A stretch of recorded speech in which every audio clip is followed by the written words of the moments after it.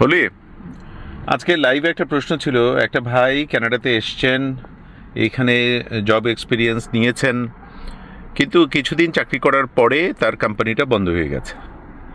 এখন এই বন্ধ হয়ে যাওয়া কোম্পানিতে উনি তো আগে কাজ করেছেন, এক্সপিরিয়েন্স নিয়েছেন, এই এক্সপিরিয়েন্স কি পরবর্তীতে উনি যদি পিআর আবেদন করেন সেখানে দেখাতে পারবেন? এক্সপিরিয়েন্স প্রুফ করার জন্য বেসিক যেই ডকুমেন্টগুলো লাগে সেগুলো যদি থাকে তাহলে অবশ্যই পারবেন।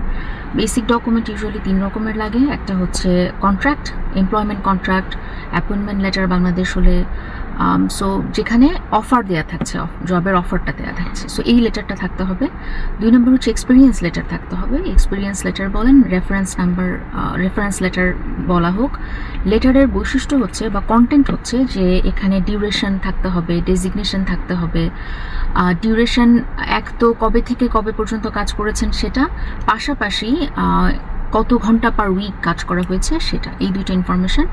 এবং এছাড়া ওয়েজ পার আওয়ার কত ওয়েজ ওনার জন্য নির্ধারিত ছিল, এবং উনি কী কী দায়িত্ব পালন করেছেন যেটা থেকে বোঝা যায় যে ওনার এনওসি কী। বিকজ ওই দায়িত্বের লিস্টটা, ডিউটি লিস্টটা থেকে এনওসির পেজে থাকা লিস্ট ক্রস ম্যাচ করে দেখা হবে যে এনওসি ঠিক আছে কিনা। তো এই গেল দ্বিতীয় ডকুমেন্ট। আর 3 নম্বর ডকুমেন্ট হচ্ছে যে proof of salary. Proof of salary Canadian company হলে অবশ্যই একটা পে স্লিপ ছিল ওনার, পে স্টাফ, পে স্লিপ যাই বলেন। তো এই হচ্ছে বেসিক 3 রকমের ডকুমেন্ট। এবং এই 3 রকমের ডকুমেন্ট যদি থাকে তাহলে কোনো সমস্যা ইনশাল্লাহ হবে না। কিন্তু যদি না থাকে কোনো একটা, ধরা যাক যে প্রথমটা লাইক এমপ্লয়মেন্ট অফার এবং পেমেন্টের প্রুফ এটা আছে, কিন্তু এক্সপিরিয়েন্স লেটার নাই, তার আগেই হয়তো উনি বন্ধ হয়ে গেছে বা ওনার এখন এটা কালেক্ট করার সুযোগ নাই। ইন দ্যাট কেস এটা চেষ্টা করা যেতে পারে যে কোম্পানি বন্ধ হয়ে গেলেও এমপ্লয়ার তো আছে, এমপ্লয়ারের কাছ থেকে কোনো রিকোয়েস্ট করে একটা লেটার কালেক্ট করার চেষ্টা করা যেতে পারে টু প্রুফ।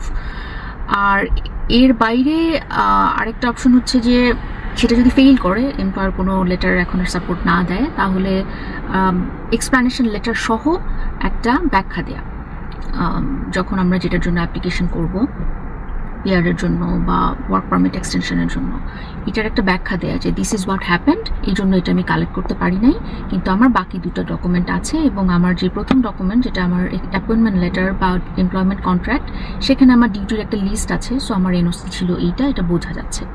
সো এইভাবে করে you can still claim the work experience. আর আরেকটা জিনিস হচ্ছে যে পেমেন্টটা যেহেতু এসআইএন দিয়ে হয়েছে, আপনি যদি অলরেডি 1 বছরের ট্যাক্স রিটার্ন করে থাকেন, আপনার নোটিস অফ অ্যাসেসমেন্টে হয়তো এমপ্লয়ারের নাম মেনশন করা থাকবে না, কিন্তু সিআরএতে আপনি যখন ফাইল করেছেন ট্যাক্স, তখন আপনার এমপ্লয়ারের কাছ থেকে বা এমপ্লয়মেন্ট থেকে যে আর্নিংটা হয়েছে সেটা তো আপনি নিশ্চয়ই ডিক্লেয়ার করেছেন। চমৎকার পয়েন্ট। হ্যাঁ, এটা একটা প্রুফ, রাইট? তো এটাও একটা প্রুফ হতে পারে যে আপনি সত্যিই কাজ করেছেন এবং এটা কানাডায় এটা অথরাইজ ছিল, সব ঠিক ছিল, সো এটাও একটা প্রুফ। চমৎকার। আমি মনে করি ভাইটি সহ এই সিচুয়েশনে যারা পড়েছেন তাদের সবার জন্য এই সলিড তথ্যটুকু কাজে আসবে। অনেক ধন্যবাদ মলি। প্লেজার।